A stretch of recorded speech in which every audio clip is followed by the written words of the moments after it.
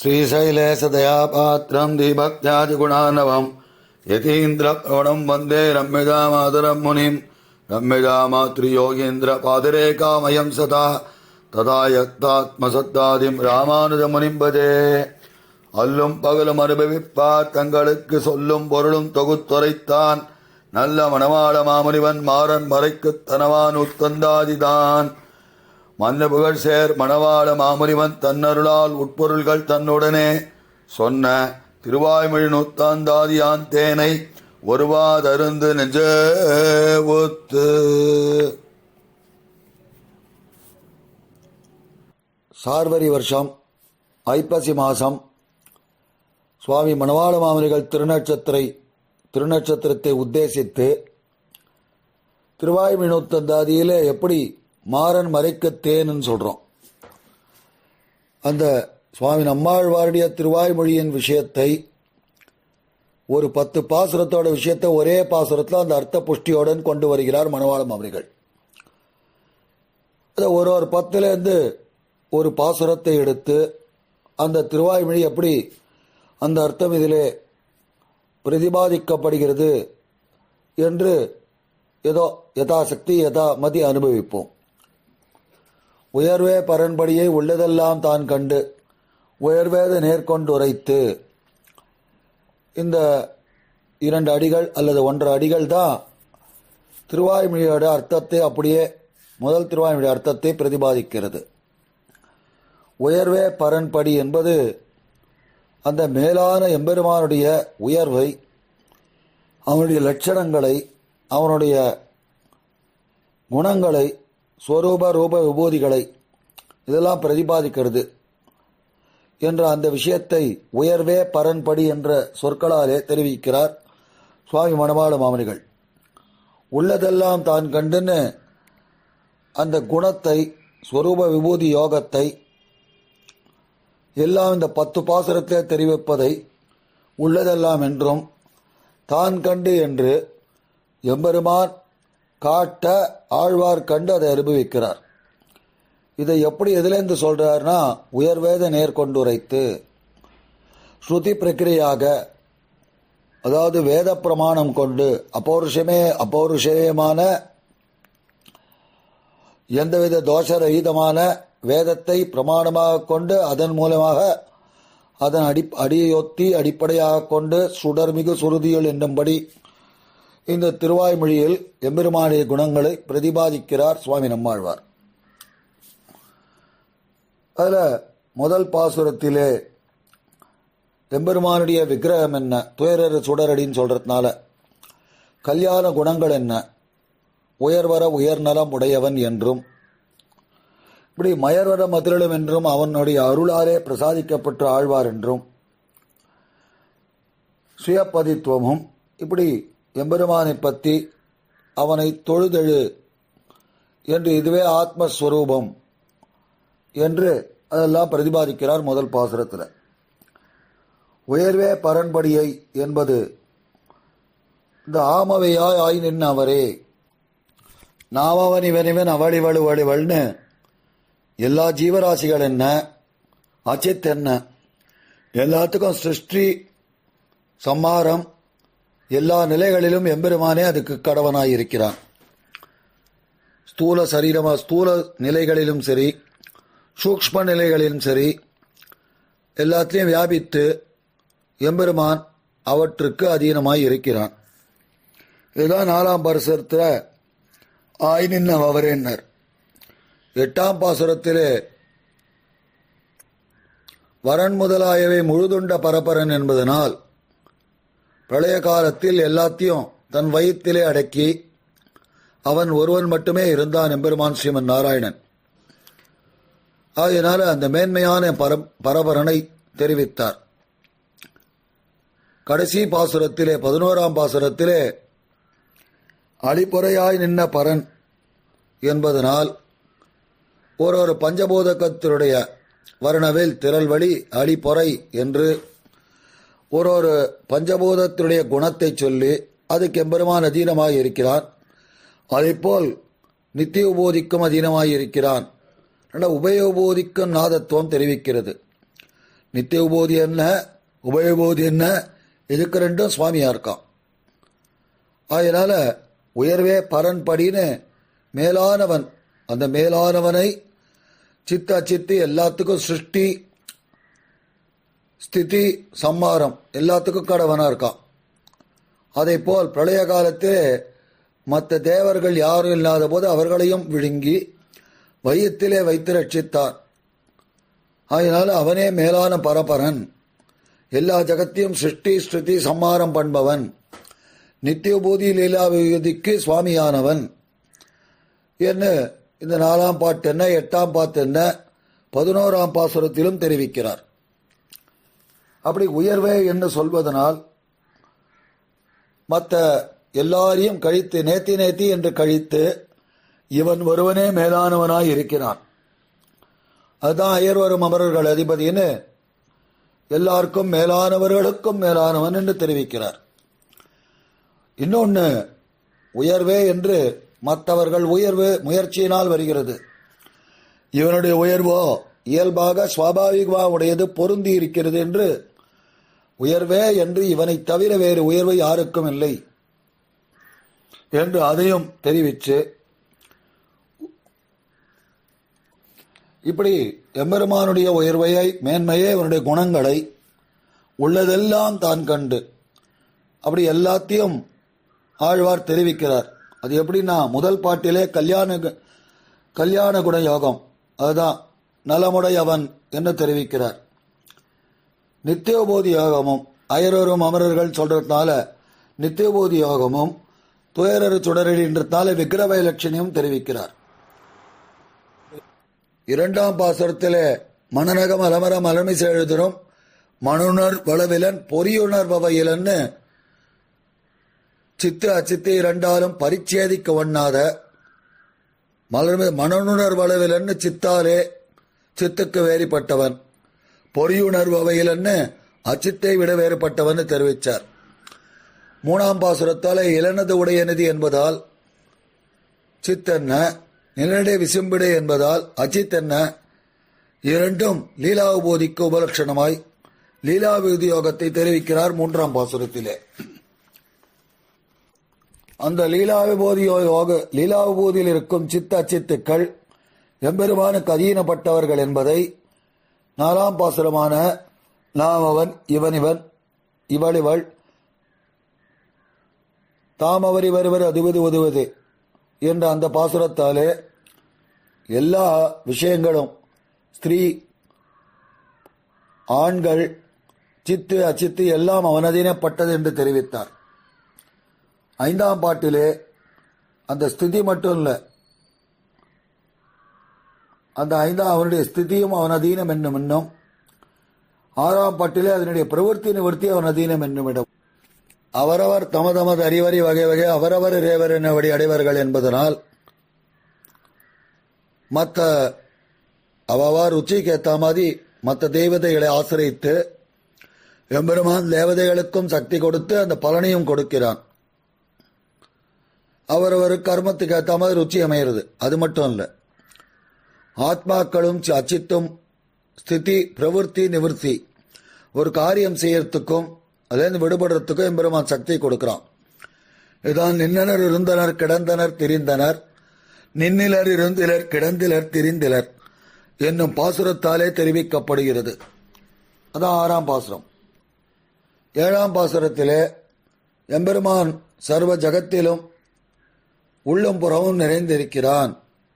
திடவு செம்பு எரிவழி நீர்நிலை மிசை படற்பொருள் முழுவதுமாய் அவைவை தரும் உடல் மிசை உயிரிட கரந்தெங்கும் பறந்துள்ளன்னு எம்பெருமானுக்கு சித்ததித் விசிஷ்டன் என்று உடல் மிசை உயிர சரீரி பாவத்தோட எல்லா இடத்திலும் நிறைந்திருக்கான் எம்பெருமானு தெரிவிக்கிறார் திடவிசம்பு பாசுரத்தாலே. 8ஆம் பாசுரத்தாலே சுரரறி வருநிலை என்னும் பாசுரத்தாலே புறமருமோன் நெறி தமரர்க்கும் அறிவி என்று என்ன அந்த திரிபுர சாமியத்தை, அதாவது திரிமூர்த்தி சாமியம், பிரம்மா ருத்ரன் சிவன் சாமியம் இல்லாமல் அவருக்கும் மேற்பட்டவன் விலட்சணமானவன் என்று வரன் முதலாயவை முழுதொண்ட பரபரன் என்று பிரளய காலத்திலே எம்பெருமான் ஒருவனே இருந்தான் என்பதெல்லாம் வெற்றி எம்பெருமானுடைய மேன்மையை தெரிவித்தார். திருமூர்த்தி சாமியத்தை நிரசித்தார். 9ஆம் பாட்டிலே சூன்யவாத நிரசனம், அதாவது உளனெனில் உளன் அவனுருவம் இவ்வுருவகள் என்றும் அந்த பாசுரத்திலே சூன்யவாதத்தை நிரசித்து 10ஆம் பாட்டில் வியாப்தி சௌகரியம், எல்லா இடத்துலையும் பறந்திருக்கான் எம்பெருமான், ரொம்ப சௌரியமாக பறந்திருக்கான், கஷ்டமில்லாமல் நிறைந்திருக்கிறான் என்றபடி. அதுதான் சொல்றார், கரந்தசில் இடந்தரும் இடந்தகழ் பொருள் தரும்னு. அப்படி தோன்றி மறையும் ஒரு சிறு காலத்திலே கண்மூடி திறக்கும் நேரத்திலே தோன்றி மறையும் வஸ்துக்களிலும் எம்பெருமான் நிறைந்திருக்கிறான்.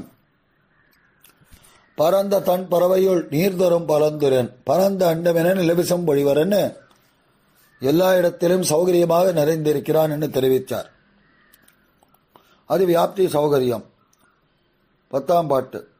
இப்படி எம்பெருமானுடைய முதல் பாசுரத்திலே அவருடைய கல்யாண குணயோகம், உபயபூதி யோகம், விக்கிரகத்தை தெரிவித்து 2ஆம் பாசுரத்தாலே சித்துக்கு வேறுபட்டவன் தெரிவித்து 3ஆம் பாசுரத்தால் லீலா விபூதி யோகத்தை தெரிவித்து அதுக்கு மேலே அந்த லீலா விபூதிக்கு அவனே ஸ்திதி சம்மாரம் லயம் அதையும் தெரிவித்து எல்லா இடத்துலையும் நிறைந்திருக்கான்னு தெரிவித்து அதுக்கு நியாமகனாயிருக்கான்னு தெரிவித்து அதுக்கு மேலே மற்ற திருமூர்த்திக்கு சாமியத்தை நிரசித்து குதிருஷ்டிவாதத்தையும் தவிர்த்து உள்ளம் புறமும் நிறைந்திருக்கவன் வியாப்தி சௌகரியத்தோடு இருக்கிறான் என்று இந்த மேன்மை குணங்கள் எல்லாவற்றையும் தெரிவிக்கிறார் இந்த 11 பாசுரத்தாலே. அதுதான் உள்ளதெல்லாம் தான் கண்டு உள்ளதெல்லாம் தெரிவித்தார் மாமனிகள். தான் கண்டு என்பது எம்பெருமான் காட்ட மயர்வர மதுரன் அருளிப்பட்டு திவ்யம் ததாமி தே சக்ஷு பசியமே யோகமைஸ்வரம் என்னும்படி அவன் பிரசாதத்தாலே ஆழ்வார் கண்டு அதை அனுபவிக்கிறார். இதுக்கு மேல உயர்வேத நேர்கொண்டுன்னு சுடர்மிகு சொருதியுள் அப்பௌருஷேயமான வேதத்தை நித்திய நிர்தோஷமான பிரத்யக்ஷாதி பிரமாணங்கள் போலே அழிக்க வண்ணாத ஸ்ருதிச்சாயாலே காட்டுகிறார் இந்த பாசுரத்தில்.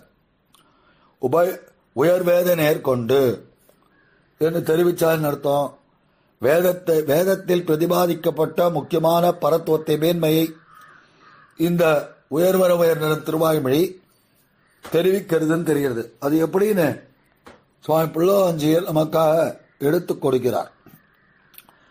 சோஷ்ணுதே சர்வான் காமான்னு எபெருமானே கல்யாண யோகத்தை நலமுடையவன் தெரிவித்தார். அதுக்கு மேல தாது பிரசாதான் மகிமானம் என்று எம்பெருமானுடைய கிருபையால் அதை அருளினன் என்றும் முதல் பாசுரத்திலே தத் விஷ்ணு பரமம் பதம் சதா பசியந்தி சூரையா என்று சுதியிலே சொல்லுகிறார் போல விக்கிரக விபூதியை அயர்வரும் அமரர்கள் அதிபதி என்றும் துயரர் சுடரடி என்றும் தெரிவித்தார் முதல் பாசுரத்தில். இதுக்கு மேல சத்தியம் ஞானம் அனந்தம் பிரம்மம் ஆனந்தோ பிரம்மா ஆனந்தமயா என்று திவ்யாத்ம ஸ்வரூப வைலட்சணத்தை உணர் முழு நலம் என்று 2ஆம் பாசுரத்திலே. ஏன்னா யதோவாச்சோ நிவர்த்தந்தேன்னு எம்பெருமானுடைய ஆனந்த குணத்தை ஒன்று கூட வேதத்தால் அளவிட முடியாதுன்னு தெரிவிச்சிருக்கு. அதுபோல பேர்பட்ட சத்தியம் ஞானம் அனந்தம் பிரம்மம் ஆனந்தோ பிரம்ம ஆனந்தமயம்னு உணர் முழு நலம் என்று 2ஆம் பாசுரத்தாலே தெரிவித்தார்.